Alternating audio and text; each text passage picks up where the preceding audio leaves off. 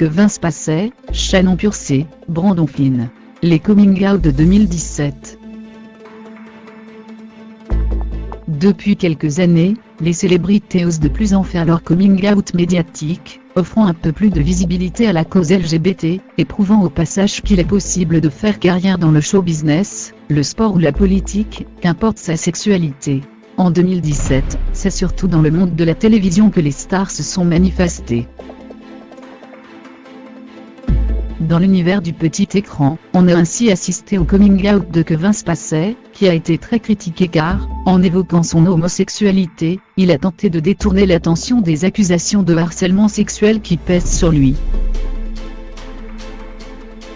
On a aussi pu compter sur les révélations de Rutina Wesley, star de Trouble qui s'est fiancée à sa chérie, de Dan Amboyer, beau gosse de la série Lounge, de Gordon Tonson, ancienne gloire de Dynasty et Santa Barbara, qui a attendu d'avoir 72 ans pour évoquer son homosexualité, de Brandon Flynn, le jeune acteur très réazondoui en couple avec le chanteur Sam Smith.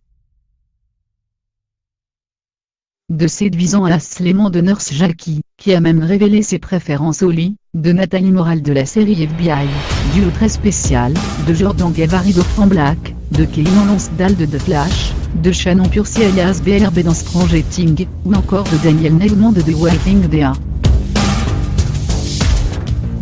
Alors que les stars du sport s'étaient démarquées il y a 2 ans, en 2017, elles étaient moins nombreuses à s'afficher publiquement. On a toutefois pu compter sur les coming out de Colin Jackson, ancien athlète spécialiste du 110 mètres haies, qui avait démenti les rumeurs quelques années plus tôt, de Ryan Aquin, arbitre de football, de Ryan O'Callaghan, ex-star de la NFL, ou encore du pilote Danny Watts.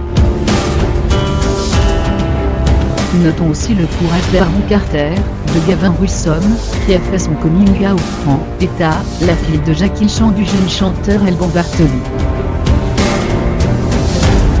Les stars françaises étaient d'ailleurs une fois de plus très silencieuses sur le sujet alors que pour certaines, ce n'est qu'un secret de polichinelle.